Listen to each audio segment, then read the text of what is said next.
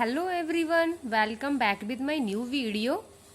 In the previous video, we were discuss about the types of research. Now in this video, we will discuss about the research process. Research करने के लिए हमें किन किन steps की ज़रूरत होती है, किस प्रोसेस की ज़रूरत होती है, तो आज हम इस वीडियो में पढ़ने वाले हैं, स्टडी करने वाले हैं.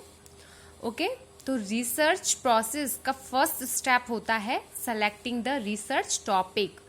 रिसर्च करने से पहले हमें टॉपिक को सेलेक्ट करना होगा. ओके उसके बारे में डाटा अवेलेबल होना चाहिए हमारे पास, तभी हम टॉपिक पर रिसर्च कर सकते हैं. Okay selecting a topic for the research. Okay तो इसमें जब while selecting research topic, the researcher should keep in mind that the research problem should be neither too broad nor too narrow. तो जो researcher होता है उसे ध्यान में रखना चाहिए, जो प्रॉब्लम होती है ना तो ज़्यादा ब्रॉड होनी चाहिए और ना ही नैरो होनी चाहिए. Okay the research topic and related question are formulated. Researcher proceed. इस रिसर्च टॉपिक के अंदर क्या रिसर्च करते हैं हम, कौन सा क्या क्वेश्चंस हैं फॉर्मुलेटेड करते हैं researcher. Okay in the research topic select. तो नेक्स्ट आता है हमारा स्टेप. नेक्स्ट स्टेप आता है हमारा defining the researcher problem. The next step of research problem after selecting research topic is defining research problem. Okay, next step आता है हमारा defining the research problem.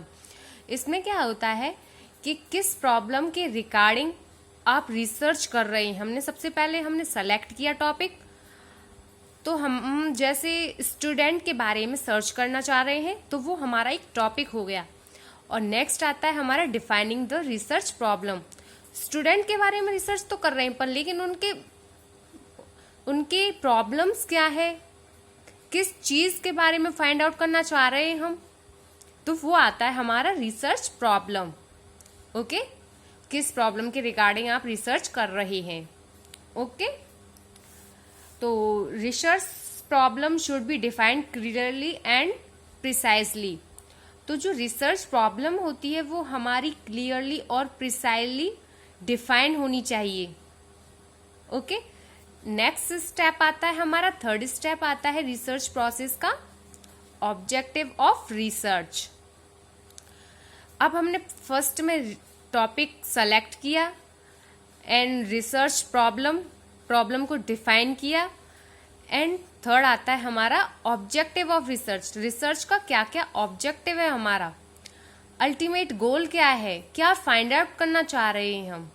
Okay तो वो आता है हमारा objective of research. After defining the research problem next stage is to set the research problem objective. तो इसमें क्या होता है, while defining reasons objective the researcher should always remember that these should be comprehensive as well as attainable. जो हमारा objective होता है research का वो अटेनेबल और कॉम्प्रिहेंसिव होना चाहिए रिसर्चर के लिए. ओके तो फोर्थ स्टेप आता है हमारा रिसर्च प्रोसेस का लिटरेचर सर्वे. लिटरेचर सर्वे क्या होता है, जो हमारा टॉपिक सेलेक्ट है उसके रिगार्डिंग हम लिटरेचर रिव्यू करते हैं. जैसे पास्ट डाटा को थ्योरिकली एग्जामाइन करते हैं तो वो लिटरेचर सर्वे से आता है. जब हम पास्ट डेटा को थ्योरिकली एग्जामाइन करते हैं तो वो हमारा लिटरेचर सर्वे हो जाता है. Okay literature survey. The next step is the process of research is to analyze the available literature related to search area. Okay and the fifth step is formulate of hypothesis. formulation of hypothesis.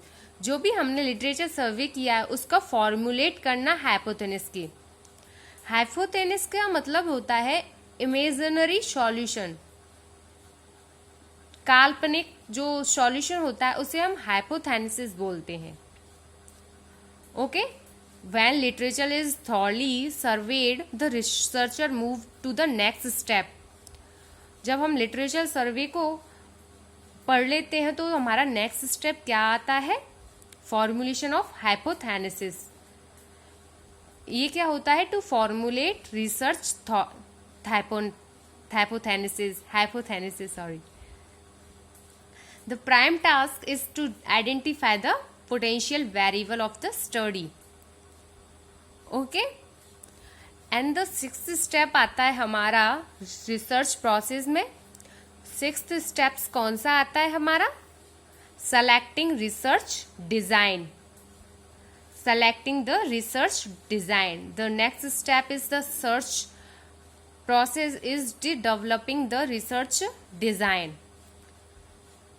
Okay, design कैसे करनी है? मतलब हमने hypothesis के बारे में formulation किया, तो इसकी डिजाइन हमें कैसे करनी है? फॉर्मुलेट करनी है, क्वांटिटेटिव में करनी है, क्वालिटेटिव में करनी है, या डिस्क्रिप्टिव में करनी है, या एक्सप्लोरेटिव में करनी है? तो वो ये सेलेक्ट करती है रिसर्च डिजाइन। ओके, डिजाइन का मतलब जैसे कि हमें रिसर्च क्वालिटेटिव में करनी है, क्वांटिटेटिव में, डिस्क्रिप्टिव में, एक्सप्लोरेटिव में। ओके, फिर इसके बाद आता है हमारा नेक्स्ट स्टेप, वो होता है sample design. Okay, the sample design as soon as the design of research is selected, और next step is to select the sample design. जब हम selecting the research design कर लेते हैं तो हमारा next steps कौन सा आता है? sample design. sample design का मतलब होता है कहाँ से sample लेना है हमें, कितने लोगों का sample लेना है, sample की टेक्निक क्या होगी, और रैंडम होगी या फिर नॉन रैंडम होगी। तो ये हमारा क्या होता है? Sample design. Okay, a sample design is responsible for the effective selection of the research sampling. Okay, effective selection होता है किसका? रिसर्च सैंपलिंग का। इसके बाद आता है हमारा नेक्स्ट स्टेप, क्या आता है? Collection of data. जब हमने सैंपल कर लिया है, किस किस का सैंपल लेना है, कितने लोगों का लेना है, तो उसके बाद हम करते हैं क्या? कलेक्शन करते हैं, डेटा का collection. After finalizing the sample in the previous step is required the data is collected from the sample of the population. Okay, हम डाटा कलेक्शन करते हैं सैंपल डिजाइन करने के बाद। तो डाटा जैसे हमें प्राइमरी में करना है या सेकेंडरी में डाटा कलेक्शन करना है, जैसे मतलब प्राइमरी में हमने खुद की इंफॉर्मेशन सर्च की हो, या फिर सेकेंडरी में होता है हमने दूसरों से कॉपी करके सेलेक्ट की हो, तो वो होता है हमारा कलेक्शन ऑफ डेटा। इसके बाद आता है हमारा execution of project. Execution of project. It is the next step in the search process after the collection of data. In this step, the real execution of the research take place. जो real execution होता है वो research में बहुत बड़ा role play करता है। Okay, research process should be executed और एथिकल मैनर। ये इथिकल मैनर में होनी चाहिए। क्या होनी चाहिए? रिसर्च प्रोसेस इथिकल मैनर में होनी चाहिए। ओके, इसके बाद आता है हमारा नेक्स्ट स्टेप आता है एनालाइजिंग ऑफ डेटा। एग्जीक्यूशन कर लिया हमने, तो जो एग्जीक्यूशन किया है या फिर कलेक्ट किया है डाटा, उसका हम एनालाइज करेंगे, उसका हम एनालाइजिंग करेंगे डेटा का। After collecting the data, the successfully executing the field world. Okay, the collected data are analyzed. Okay, draw out करेंगे required information for the raw data by the making organized and meaningful. Okay, data को analyse करेंगे। तो next step आता है हमारा analyse of data के बाद जो नेक्स्ट स्टेप आता है हमारा testing of the next step of after analyzing the data the test are previously formulated hypothesis. इसमें क्या होता है, टेस्टिंग ऑफ हाइपोथेसिस में क्या होता है, in this step research perform certain statistical calculation statistical जो कैलकुलेशन होती है उनको परफॉर्म करता है टू एक्सेप्ट, या तो एक्सेप्ट करेगा या फिर रिजेक्ट करेगा हाइपोथेसिस। हाइपोथेसिस का मतलब क्या बताया था मैंने, इमेजिनरी सॉल्यूशंस। ओके, जो उनको परफॉर्म करेगा किस बेस पे करेगा, स्ट्रेटिकल टेक्निक्स के बेस पे करेगा। ओके, टेस्ट करेगा। ये होता है हमारा टेस्टिंग ऑफ हाइपोथेसिस। और इसके बाद नेक्स्ट स्टेप आता है हमारा generalization and interpretation of data. Testing of hypothesis के बाद आता है हमारा generalization and interpretation of data.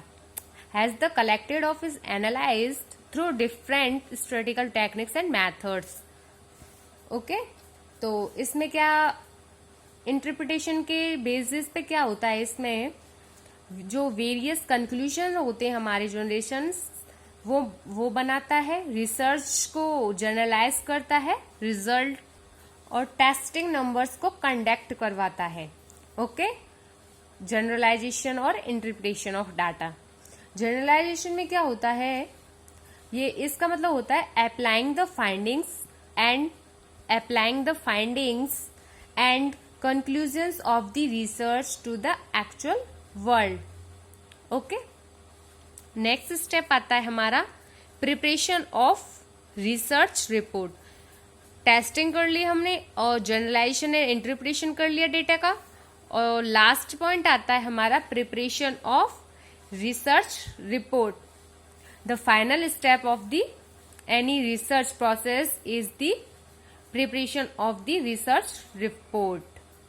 After collecting the steps and present those phase, ये जो collect, analyze, interpretation जो ये सब करने के बाद the next task क्या होता है हमारा, compile करना all details को डिस्क्रिप्शन में रिसर्च करना, डिजाइन करना, सैंपल डिजाइन करना, टूल्स करना डाटा कलेक्शंस का, स्ट्रेटिकल टेक्निक्स को एनालाइज करना एंड उनको कलेक्ट करना डेटा का।